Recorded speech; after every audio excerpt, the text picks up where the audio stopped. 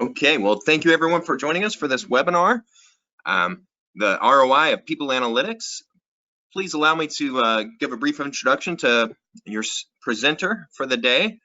Tom McKeown has more than 2 decades of experience in the human resources field, and he's also co-founder and CEO of TrenData People Analytics, and he will be our presenter for the day. So with no further ado, I will hand it off to Tom McKeown. Okay, thank you, Jonathan. And thank you, everybody, for joining us here today. I wish you all a happy January, the Monday of the year. Hopefully yours is off to a good start. So today's presentation is the ROI of People Analytics. So I'd like to start off with just a brief agenda, what we're going to cover. I'll tell you a little bit about TrenData. Some of you, I think I recognize some names out there, have been on our webinars before, but some of you might be first timers. We'll tell you a little bit about who we are. We'll talk a little bit about some people data out there that's kind of shaping the environment that we're all in right now from a workforce, people, and retention and recruiting standpoint. And then we'll kind of dig into a little bit of an ROI formula on how you can put numbers to what you can actually save through good HR practices and using a people analytics solution. And then we'll give a quick overview of how technology can assist, which will lead into the demonstration of the TrenData system. And we'll keep the webinar very topical. Even when I show the TrenData system, it'll be more to show you how to implement some of the things that we're talking about in the webinar. So we'll try to make it as unsalesy a pitch as possible. We do want to save some time at the end for questions. We'll do those all through the chat. So if during the course of the webinar, if you come up with a question and you don't want to wait till the end, just send it in through a chat, and Jonathan will ask them all at the end of the webinar, and we'll get to them. And you can, of course, chat at the end as well if you have a question you just think of then. So, okay, a little bit, as we said, about TrenData. We have a solution, a predictive people analytics solution that is built on an AI platform. And it's a cloud SaaS offering, so everything takes place in the cloud. You don't need any IT infrastructure to run our solutions. We're going to be hitting our 3rd birthday here coming this summer. Time really flies. But we sell largely to corporate clients, but we do sell to nonprofits, hospitals as well. Pretty much anybody who has a workforce is a potential client for TrenData. And we're headquartered here in Richardson, Texas. If any of you have ever been down to Dallas, it's about 10 minutes north of Dallas, kind of a technology-rich area of Texas. We've just moved into some new facilities, so if you get down this way, be sure to give us a call. We'd love to have you over. Here's just a quick glimpse at some of our clients. We span many industries. We find pretty much that HR problems tend to be more horizontal than vertical, although there are some very specific ones that might apply to regulated industries, healthcare, pharmaceuticals, banking. But generally, the problems overall are the same: finding good people, keeping good people, having people perform. So let's get into the meat of the presentation. Talk a little bit. We'll start off looking at a couple of different areas. The first one being turnover. As I'm sure all of you are experiencing, it's a very tight labor market right now. The economy is very good. Unemployment is at an all-time low. So, of course, it's a little bit of a buyer's market for employees. So turnover is, as you can see over to the right, even through 2018, has reached about 19.3%. And I actually think it's climbed over to about 22% in 2019, although we haven't been able to pull any figures on that just yet. One thing you'll find that's very consistent as far as turnover is that the majority of turnover tends to be voluntary turnover over the years, mostly because involuntary turnover tends to go up during bad times when companies have to let people go. But there's a very consistent percentage of population that actually does kind of moving around. The high performers are usually that voluntary turnover, and that's kind of what is very consistent through this particular trending. Moving on, talk a little bit about why people leave. So there's a couple of different graphics up here on the board, compliments of Work Institute. And the one on the left shows through the years the percentage of people who leave for different reasons. You may validate this in your own employee surveys, but the largest reason tends to be career development. Again, particularly in a booming economy. You would think it'd be compensation, which is surprising. That tends to fall about third or fourth. But pretty much in a good economy, companies are forced to pay competitively. So what you often have is people moving for other reasons. And we've been pretty much in a long growth cycle here since even before 2013 on this map. But there are other big factors, work-life balance. Your manager, supervisor is often cited as one. But a lot of different reasons why people leave jobs, but the top 2 or 3 tend to stay about the same. From the recruiting standpoint, a couple of the key indicators have gone up in the last couple of years. The cost to hire has gone up almost 20% with companies, going from almost 4,500 to 5,400. And that is really a little bit of a misleading figure, because you think of everything that goes into hiring someone. This is more just the financial cost. It's not counting the onboarding cost, the downtime of a position being left open for a long period of time. And you'd find that follows probably a similar ramping as far as having an increase in 2018. Another key indicator is how long it's taking companies to fill open positions. And from 2017 to 2018, it jumped 5 days, which is about 16%. So a big jump in how long it's taking people to companies to fill positions. And there's a lot of what has become known in the industry as ghosting, where people are actually accepting jobs and then just not showing up because they had a better offer somewhere along the line. Not necessarily good form, but it's become quite prevalent because, as I said, it's been a bit of a buyer's market for employers to choose where they want to work. Another factor that kind of affects the ROI of your workforce is absenteeism, particularly unplanned absenteeism. It's one thing if someone's going to take vacation in 3 weeks and you have ample amount of time to plan, but it's when someone calls in sick, or even when they take a day off and they don't tell you until that morning. Those are the things that really impact companies from having the ability to perform really well. Because first of all, there's probably a couple hours at the beginning of the day where the position isn't covered and the manager is scrambling to pull people in. And then it's usually covered through kind of everybody pitching in about 10 or 15% of their time to cover it. So it's generally not an ample coverage, and that hits performance. You think of a customer service position where someone's calling in to get support and they have to be pushed around before they find something. It can hurt your brand as well as your what you're able to charge for things. So how do you demonstrate the ROI for such things like people analytics, using people analytics? So the first thing is to define what the problem is, very similar to what we did on the first 3 slides. Are you losing people? Are you having trouble hiring people? Are people taking a lot of time off or calling in sick? First thing is to define the problem in terms of what it's actually impacting your workforce. The next thing is to assign dollars to it, because it's one thing to go to CFO or the CEO and say, people not showing up for work is really inconveniencing me. But it's quite another to go, so people aren't showing up to work and it cost us $5 million last month. The next thing is to establish success thresholds. So if you're looking to put a plan together, you're not going to wipe out unplanned absenteeism or eliminate turnover. It's got to be in kind of a threshold where, incrementally you're hitting certain thresholds to see if a strategy is working. Then you want to identify threats, the unknown. There's always, what you know, what you don't know, and what you don't know, you don't know. And that's really what the identifying threats is. The economy could do something, other things.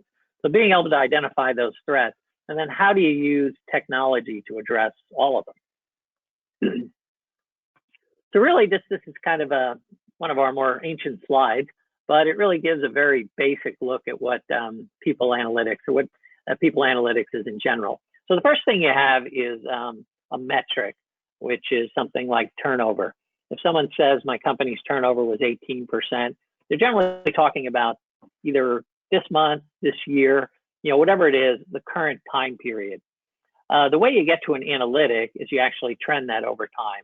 So you take, turnover is 10% this month, but it might have been 3% 6 months ago, 5, 6, 7, and now you're up at 10. So what the analytics gives you is the trend and the perspective. So the problem getting worse is the problem getting better. And then from there, you kind of use the machine intelligence to predict out, is it going to continue getting worse, and what can I do about it? And all along the way, being able to drill down and look at these things, not just from a top line view, but am I having turnover amongst my high performers? Am I having more turnover in New York than California? Or am I having more turnover with nurses as opposed to radiologists, things like that? So all of this, gives you the complete holistic picture of your workforce. So talk about defining the problem. So, what are the major workforce issues? Usually when we talk to a prospect, there's usually one thing that's really what we call their workforce headache. These are just three of the top examples. The first one, turnover. And we talked about all the different drivers that can, make people leave the company. Recruiting, being able to recruit, having the staff to recruit, being able to compete with everybody else who's trying to get these people. And then you got to train and also find places to source the candidates from. So if you're recruiting for, you'd be a large recruiting team for a large company and you have to hire 300 people in a month, it's probably not going to all be just one-on-one calls. You're probably going to look at staffing agencies, maybe job boards and other things to help you with that. And then finally, the other one is absenteeism, things that can be health, how engaged are people, are they looking for a job on their spare, on your time? And another one that's growing that we don't have listed there is home care, whether it's for a child or for an elderly parent. That's starting to factor into a lot as to why people are having to take time off. So how do you quantify and apply dollars to this? Well, there's a couple of good formulas out there, and we always make sure to benchmark where we get this information from. So turnover is usually easily forecast, not easily forecasted, but a lot of industry research gives you some idea of what it costs to replace somebody. So we do a lot of adherence to Burson and Deloitte, when Josh Burson was at Deloitte, and also his academy right now, but a lot of good statistics he's put out in the past, which says even just for an average worker, if you lose an average worker, it's about 1.5 to 2 times their salary just to replace them. When you talk about the time that's going to be down, the performance that doesn't get done, and then the time to ramp up a new someone to take their place. But when you put that into a high performer, it grows almost 3-fold. You're talking about 4 to 8x, because one, they're harder to find, they were contributing more, and to grow someone to be a high performer, first of all, you might get them on board to replace a high performer, find out they're just an average performer. So the impact is just a lot greater. It's also often a good thing to be able to calculate revenue per employee. So you kind of know what, just taking your overall revenue and dividing it by the number of employees you have can give you an idea how much just losing a person costs. Cost per hire, that's a SHRM certificate, a SHRM benchmark. But I did talk about earlier how, the things that aren't represented in cost per hire. Again, the ramping and the sourcing, the time, the people and everything. So it's actually a much higher figure. And then we've got some data down here from Circadia, which talks about basically per employee what absenteeism costs you. I also have another statistic, I think it was from Paycor, which says that basically 8.7% of all payroll costs have to do with absences. So that's a big number when you're talking about companies. So next step, you've got the numbers, you've got the problem. So how do you apply the numbers and find out what you're looking at? So let's take a look at the first one, turnover. So if you have the average turnover in 2018, which was 18.5%, suppose you had a company that had 3,000 employees, you just lost 555 employees last year. And even if you take the very basis factor, just 1x, not the 1.5, 2, or 4 that Burson was referring to, you're looking about a loss of about $41 million in the year just from the bottom range of what turning over that many people is. And then you go to the next line and look what it's going to cost to recruit them. So if on top of the 555 people you lost, you're looking at growing the company 20%. Now you got to add 600 people to the 555 you lost. So you're recruiting 1,155 people. And even just from that's the very meager SHRM benchmark of 4,400, you're looking at $5 million in recruiting costs just to bring on those additional people and to replace the ones you've lost. And then finally, absenteeism. If you have 3,000 people and it costs, some of them are salaried, some of them are hourly. Yeah, you're talking about $10 million in just lost performance due to absenteeism.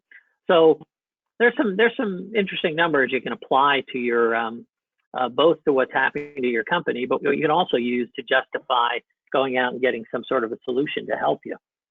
So I always like to look at, from the threshold standpoint, there's a near and a long-term solution.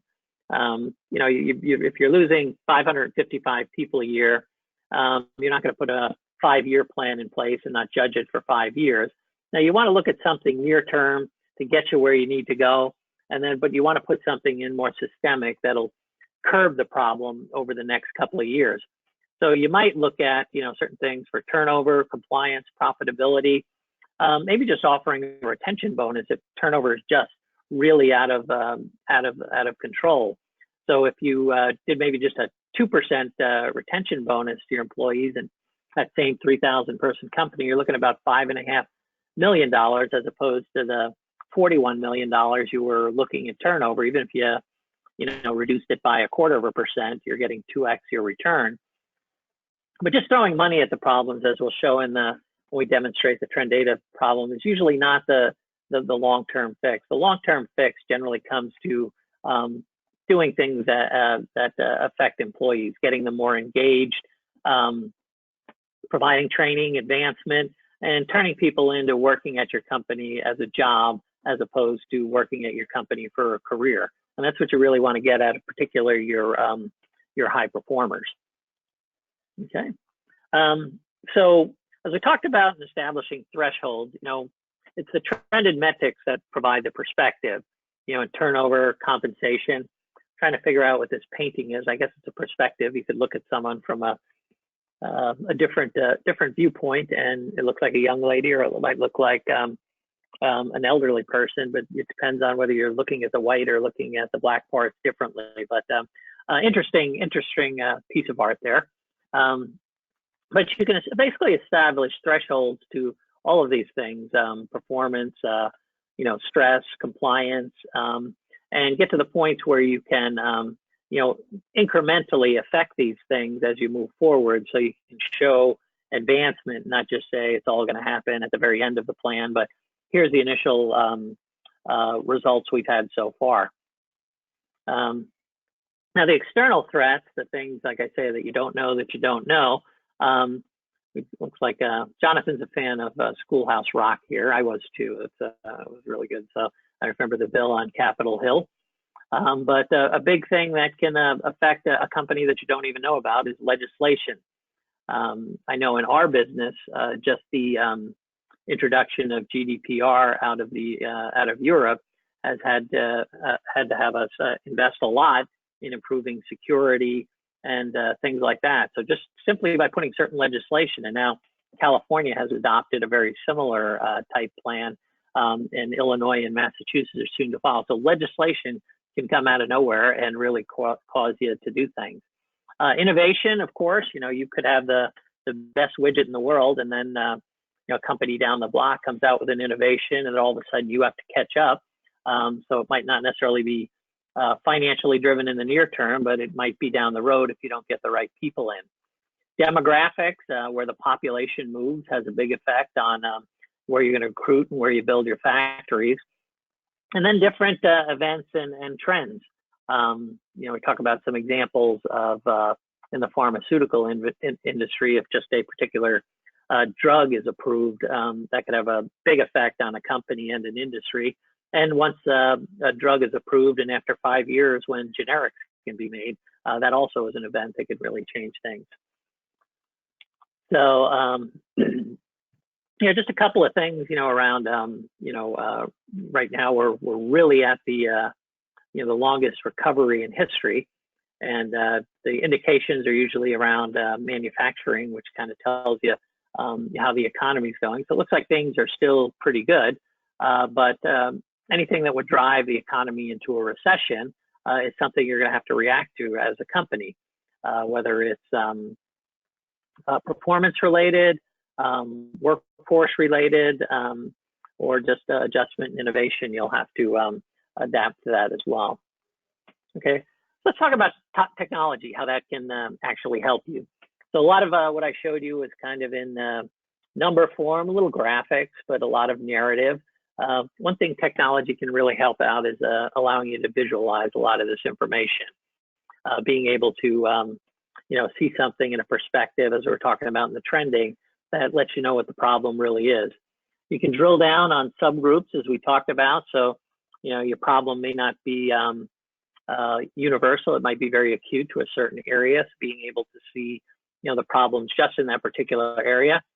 Being able to take those events, those external threats, and see how are they affecting you, and lining them up against how your business is going.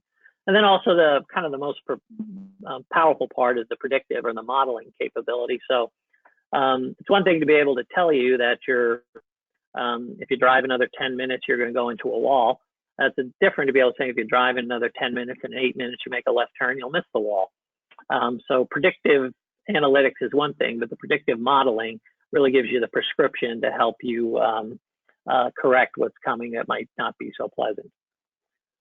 So I think with that, I'm going to jump out quickly and give you a quick look through the solution. So you should be seeing a dashboard right now, which is the TrenData solution. Has a lot of metrics and analytics on it. Quick overview, you can have any amount of dashboards as you want.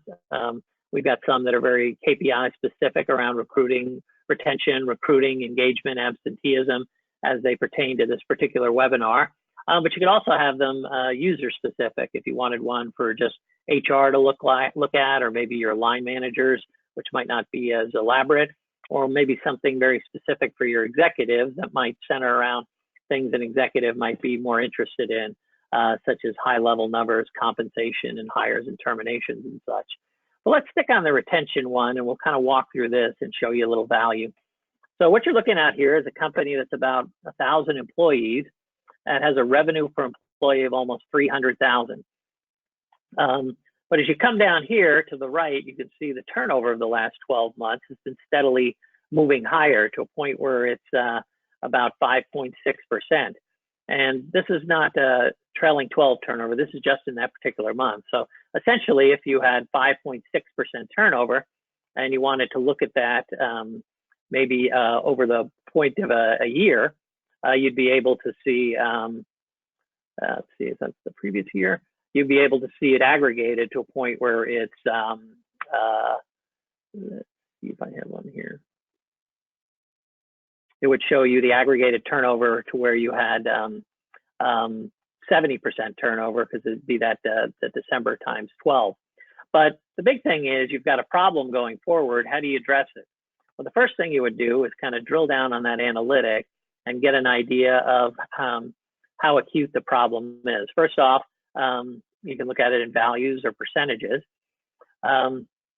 But also you might want to break it up a little. You might want to see how much of it is voluntary turnover versus involuntary turnover. It looks like a lot of the turnover is voluntary, which is usually not a good sign. That means people are leaving on their own, and usually when people leave on their own, it's usually your better people.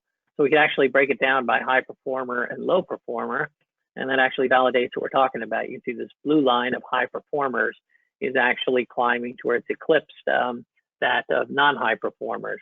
So it's obviously something we want to deal with. But also going back, we can see that the problem started maybe 6 or 7 months ago. Before that, it looked like it was pretty addressable. In May, high performer turnover was only a 0.1 of 1%, where now it's about over 3. Did anything happen during that time period to kind of make that go forward? So what we have is an events overlay where we can put certain things in alignment with the trend. So one thing we can see is we had an acquisition back in April and May timeframe, and it wasn't too long after that acquisition that high performer turnover started to increase. Possibly the new company that was acquired brought in a new management tier that blocked a bunch of your high performers. Perhaps the company was anticipating this because they also looked like they held a job fairs in April and May to try and counteract it, but it doesn't look like it has really done the trick. So let's see what happens if we move forward and look into the future, if this problem is temporary or if it's going to get worse.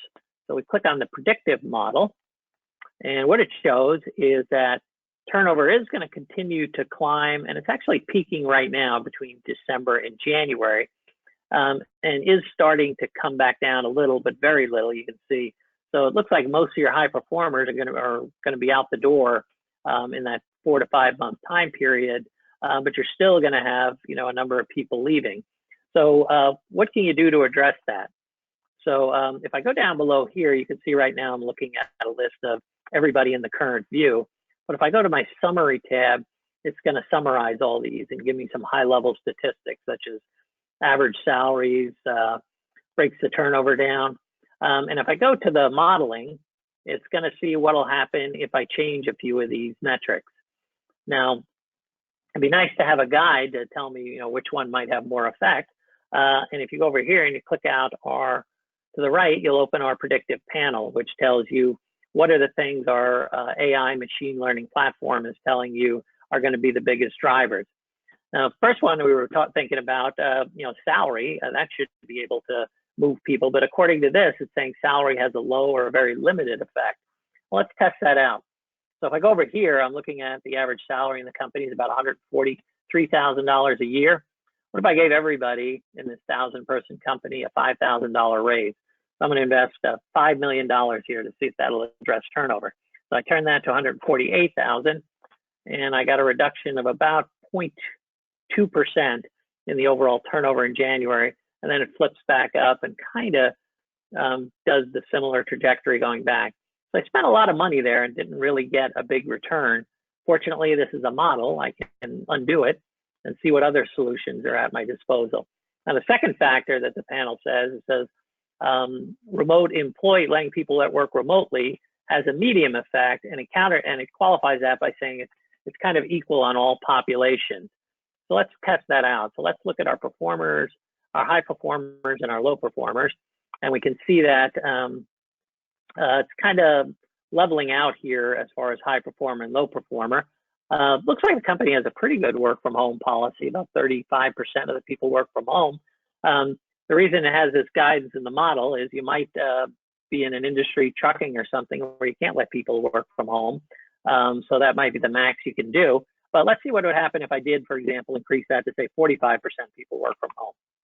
Okay, so that starts as the model, as the panel is saying, it's bringing down both populations equally, but it's still leaving the high performer at a higher level. So it did have a bigger effect on the non-high performers, or at least it's bringing that down in accordance with the high performers. So perhaps I might want to keep that if it's bringing that down, or maybe I'm not really worried about keeping my non-high performers. I want to focus my activity on the high performers. And if I go to this third option that the panel is telling me says that professional development has an accelerated effect on high performers. Obviously, that's something my company doesn't know, because it looks like right here I've got less than 8% of my high performers in any kind of professional development. That's a good way to lose them. And you combine that with possibly, new managers coming in above them with the acquisition. Maybe that's why they're heading for the other greener pastures. Well, let's see what's happened if I increase that, maybe double that, take some of the money I was going to spend on raises and increase this to say 15%. Boom. Look at that. That hits the high performer population, as the panel says, and drives that down to over the next couple of months. And the AI is recommending that we continually increase this to get the level of turnover that we are down to at least a sustainable level of turnover. So look at that. You've got ROI statistics, decreased recruiting needed once you have lower turnover, less turnover productivity loss. And you save the company $5 million just not by making that dumb error of going right out and giving raises. And we also offer kind of a natural language question with capability, kind of a Google-like search, where you can kind of drill down on a little of this. So you might wonder why didn't giving everybody a salary raise work? So let's kind of ask a question similar to that. Why not get bigger raises? And if I click on that, what it does is it takes me to a compensation metric, which is telling me pretty much at every level in the company, I am paying at or above industry averages based on the benchmarks that I'm using in the system, which is most likely why it didn't move people as much. If they were leaving, it's obviously for other reasons. So that's a big ROI you can get out of just retention. Another one you can look at is recruiting. So we got another dashboard here, which concentrates on recruiting efforts. You can see things like on year-to-date hires. That's a very higher cost average. Looks like it's double the churn benchmark. Down here, you can look at recruiting goal positions filled versus monthly targets. Where a candidate's sitting in the interview cycle. But over here is a good metric that talks about where you're hiring people from. So it's a source of hire metric. Says you're getting most of your hires from job boards, at least in this snapshot here. It's about almost 2 to 3 times what you're getting from LinkedIn and some of these other sources. Let's look at the analytics for this one and see if it gives a clearer picture. And what it's kind of showing is pretty much for every month that is the case. Most of the hires are coming from job boards.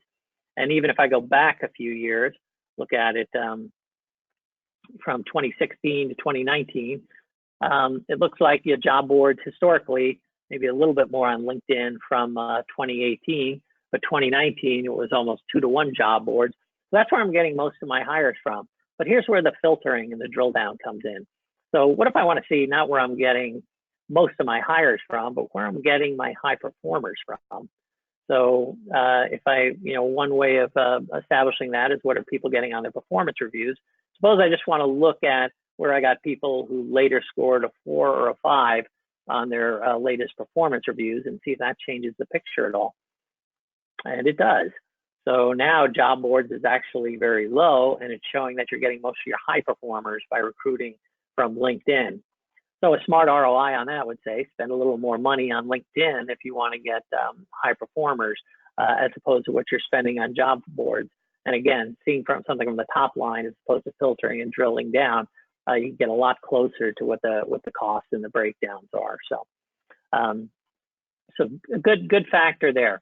So, so again, you can build out as many dashboards as you want. We've got a few on engagement, which you can measure things like engagement scores, where are people getting their news about the company from, what they like least about the company, what they like most about the company. That's kind of a contradiction, as the compensation is actually high there. So, so a bunch of things you can do and apply ROIs and models to them to get you where you want to go.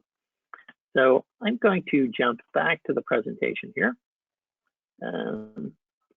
Slide and open it up for questions. So Jonathan, did we get any questions? Yes, we did. We have a few questions here. The first one was, how do you measure absenteeism when we have PTO and it's not sick days or versus vacation days? Well, it's more of a question of how you set up your company. I happen to think the PTO system is a really good one because a lot of times people will not give you notice if they're going to, if they're going to use a sick day as a vacation day. They'll call in that morning. But if you have PTO and they're both the same, there's nothing to prevent someone to use a sick day or a vacation day for the same. Now, the kind of an interesting byproduct of that is even though using PTO gives you a little more notice as to when people are going to be taking off in the company because they don't use sick days for vacation days. People have found kind of one reverse effect is people start coming to office sick because they don't want to use up their vacation days. You got to watch it that if people are sick, they actually are sick and stay home and don't bring that into work. Measuring it, I prefer, like I said, just going with the PTO system where it's all in one basket and you're not eating into one or another when you use it. Okay, thanks. So the next question is, how would you compare your technology to that of Visier? Good question. So essentially, what Visier does, there's a couple of main key differentiators. One is our system is very user-oriented and designed for the user to actually be the one who sets it up. So, for example, we have connections to all your data systems. We set them up, and the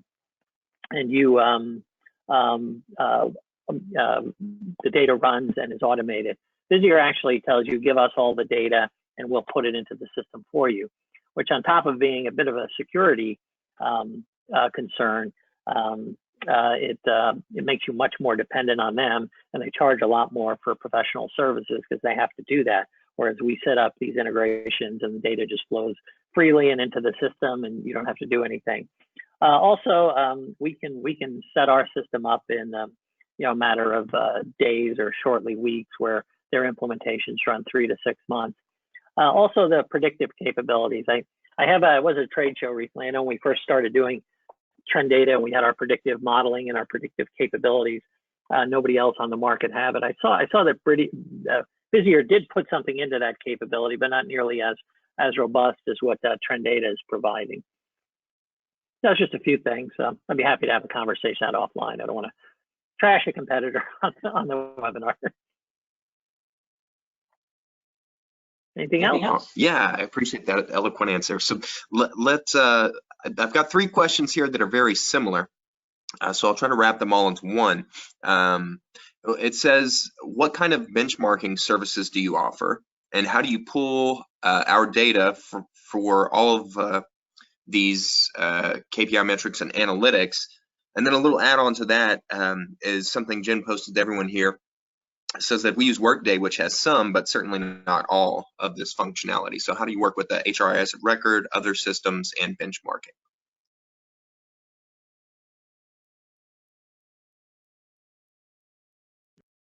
Okay, nothing to it. Okay, so well, essentially a big part of our value proposition is being able to aggregate data from multiple sources. So we build APIs to multiple systems. We bring it into a middleware layer where you can actually creates the unified input that goes into the system, which is why we can pull in data from Workday, iCIMS, Ultimate Software, any number of systems to give you holistic aggregation of data. Workday is makes the job a little easier because Workday, probably more so than some of the other HRISs, has more of the functionality of other modules that are often bought through different systems at other companies. So most of the time when we're working with a Workday system, we just build an API from Workday and it pulls the data right in. I saw someone mention that they do some of what we're doing, but not all of it. The metrics and analytics that I was showing you, not the predictive, a lot of companies can do that within their own solution. So if you have the data in Workday, you can do the metrics and the trending in Workday. If you have to pull in any more systems, you're not going to get that capability by being able to pull it in. So ours will be able to aggregate it. And also, the predictive modeling I go back to. There's nothing like our predictive modeling on the marketplace. And I've seen Workday's Prism. It's a very good advanced metrics and analytics solution for Workday. But in order to get that predictive and expanded capabilities, you got to go to a TrenData or somebody like that, which there is nobody like us. Would you mind touching on the benchmarking aspects of the system and where we pull that data from too? Okay, almost forgot that part of the question. Yeah, so benchmarking can be treated just as another data source. As I was speaking of, you can bring in data from your HRIS, your talent system, whatever. But you can bring in data from the salary survey providers like Salary.com, Mercer, Thomson. You can bring in benchmark turnover information from the Bureau of Labor Statistics and other bodies that offer that. And we'd also have a consulting arm at TrenData. If you don't want to go out and form all those relationships, we can actually build it and put it into the system for you. We go out and secure the benchmarking data and put it into the system for you. A good source of at least some top line nominally free benchmarks are from SHRM, the Society of Human Resource Managers. You can buy a subscription, it'll get much deeper metrics, but usually at the end of every year, they'll publish something that says, top line, what's the turnover rate, average in the industries, average time to fill, a lot of the core metrics. You can get some pretty good benchmarks just from what they put out for free at the end of every year. And there's a few other companies like Robert Half, I think, that publish some good data specs that are in public reports that you don't have to necessarily pay for, but you have to format it and put it in the system. So it's a little more difficult.